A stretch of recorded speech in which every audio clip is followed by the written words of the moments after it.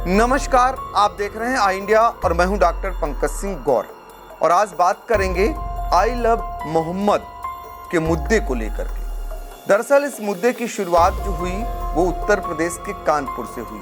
धीरे धीरे ये मुद्दा देश में चर्चा का विषय बन गया और आलम यहाँ तक पहुँच गया कि उत्तर प्रदेश ही नहीं, अगर बात करें तो उत्तराखंड, महाराष्ट्र, गुजरात और तेलंगाना जैसे राज्यों तक ये फैल गया। इसके फैलने के बाद उत्तर प्रदेश में पुलिस को बेहद अलर्ट मोड पर आ जाना पड़ा। शुक्रवार का दिन जुमे की नमाज थी, उसके एक दिन पहले ही इसको लेकर तमाम मौलानाओं से पुलिस प्रशासन ने बातचीत की और सौहार्द बनाए रखने की अपील की। उधर से भी आश्वासन मिला कि शांति बरकरार रहेगी। फिर भी शुक्रवार को पुलिस और जिला प्रशासन चौकस रहा, यहाँ तक कि जिलों के जिलाधिकारी और पुलिस अधीक्षक भ्रमणशील रहे। वो मस्जिदों के बाहर जा जाकर वाच करते रहे, बातचीत करते रहे और शुक्रवार की जो नमाज थी जब अता हो गई तो राहत की सांस ली। तो बरेली को लेकर के कानपुर हो या फिर अन्य आसपास के जनपद, यहाँ भी पुलिस और जिला प्रशासन अलर्ट मोड पर दिखाई दिया। दरअसल शुरुआत कहाँ से हुई आज हम ये बताना चाहते हैं, जिसको लेकर बहुत सारे लोग जानना भी चाहेंगे। शुरुआत उत्तर प्रदेश के कानपुर से होती है। 12 वफात जुलूस के दौरान एक नारा लगता है, आई लव मोहम्मद लिखे लाइट बोर्ड से शुरू होता है ये मामला और कुछ स्थानीय हिंदू संगठनों द्वारा इस पर आपत्ति जता दी जाती है और इसे एक नई परंपरा बताते हुए सांप्रदायिक सद्भाव बिगाड़ने का आरोप लगा दिया जाता है। यहीं से शुरू होता है मामला और फिर आपको बताएं, पुलिस जो है वो कार्रवाई इसमें करने लगती है जहां जहां इसको लेकर जुलूस निकाले जाते हैं।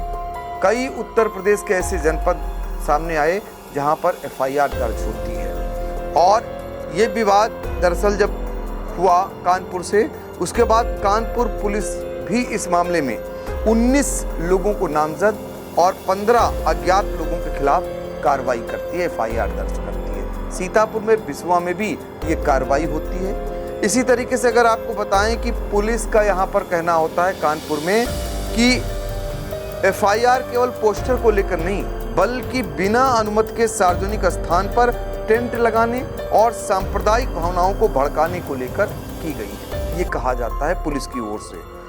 यहीं पर विरोध प्रदर्शन शुरू हो जाता है। पुलिस की इस कार्रवाई के विरोध में जब विरोध प्रदर्शन शुरू होता है तब मुस्लिम समुदाय के लोगों ने देश के कई शहरों में आई लव मोहम्मद के बैनर और पोस्टर लेकर प्रदर्शन शुरू कर देते हैं। बरेली, लखनऊ, नागपुर, हैदराबाद में भी जुलूस निकाले जाते हैं। सीतापुर का बिसवा भी इससे अछूता नहीं रहता है। इसी तरीके से फिर इस पर प्रतिक्रियाएं शुरू हो जाती हैं। देवबंदी उलेमा की ओर से प्रतिक्रिया आ जाती है। देवबंद के उलेमा कहते हैं कि आई लव मोहम्मद कहना कोई गुनाह नहीं बल्कि गर्व की बात है। वह पुलिस की कार्रवाई को गलत बताते हैं। फिर इसी पर भारतीय जनता पार्टी के नेता पूर्व केंद्रीय मंत्री मुख्तार अब्बास नकवी, जो कि रामपुर जिले से आते हैं, वो कहते हैं कि इस तरह के प्रदर्शनों को वो सीधे तौर पर पाखंड बता देते हैं और वो कहते हैं कि देश में आस्था और अस्मिता का सम्मान होना चाहिए। इसी तरीके से इसमें एंट्री होती है असदुद्दीन ओवैसी की, जो कि अपने बयानों के लिए जाने जाते हैं। AIMIM के प्रमुख हैं और ये कहते हैं कि आई लव मोहम्मद कहना कोई अपराध नहीं है और वह इसकी सजा भुगतने को तैयार है। जवाब में आई लव महादेव इस विवाद के बाद कई शहरों में हिंदू संगठनों और युवाओं ने आई लव मोहम्मद और आई लव महाकाल के पोस्टर लगाकर एक जवाबी अभियान शुरू कर देते हैं। उज्जैन में गरबा पंडालों में भी इस तरह के पोस्टर देखे गए। बस यहीं से मामला बहुत ही गर्म बनना शुरू हो जाता है और फिर सतर्क होती हैं सरकारें, फिर सतर्क होता है प्रशासन और शासन और पुलिस प्रशासन। तो आपको बता दें, यह पूरा मामला दरअसल सोशल मीडिया पर काफ़ी ट्रेंड कर रहा था, अभी भी कर रहा है और जहां लोग अपने अपने धर्मों के प्रति अपना प्रेम जता भी रहे हैं। प्रशासन कई संवेदनशील इलाकों में उसे सुरक्षा बढ़ानी पड़ रही है, बैठकें करनी पड़ रही हैं, निगाह रखनी पड़ रही है। और यही कारण है कि आज शुक्रवार की जुमे की जो नमाज थी उसको लेकर सब कुछ शांति पूर्वक माहौल रहता है।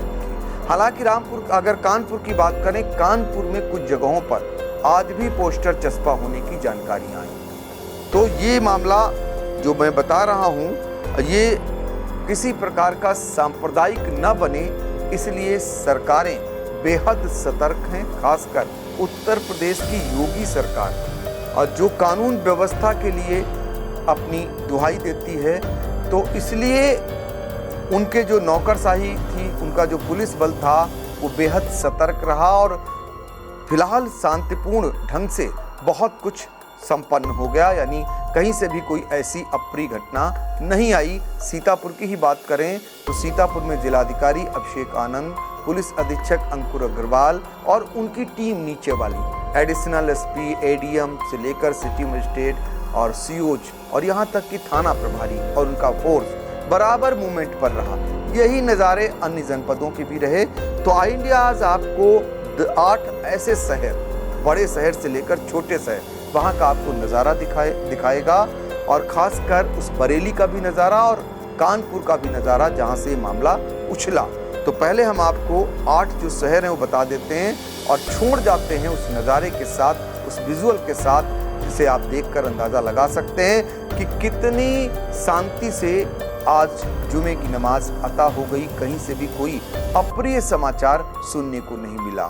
तो इसमें बरेली, कानपुर, मेरठ, वाराणसी, सहारनपुर, बुलंदशहर, झांसी और सीतापुर, ये 8 ऐसे जनपद हैं जहां के नज़ारे के साथ आपको छोड़ जाते हैं और दिखाते हैं कि कैसे यहां पर कानून का राज चला। पुलिस प्रशासन, जिला प्रशासन किस तरीके से मुस्तैद नज़र आया और कहीं से भी कोई विवाद को लेकर कोई नई बात सामने फिलहाल नहीं देखने को मिली।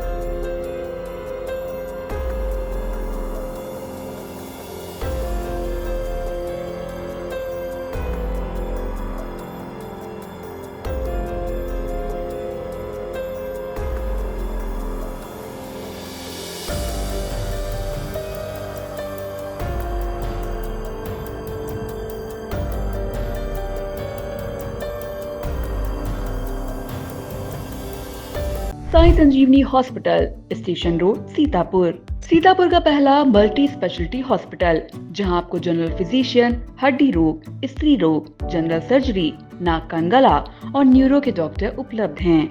साई संजीवनी में आयुष्मान कार्ड धारकों का मुफ्त इलाज और टीपीए कार्ड धारकों के लिए कैशलेस सुविधा उपलब्ध की गई है। हॉस्पिटल में आईसीयू, वेंटिलेटर, बाईपैप व डायलिसिस की सुविधा भी उपलब्ध है।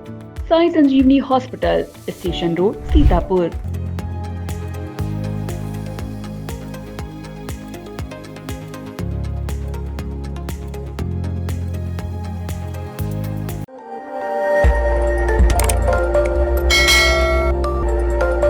खबर आपकी, नजर हमारी। देखते रहिए आई इंडिया।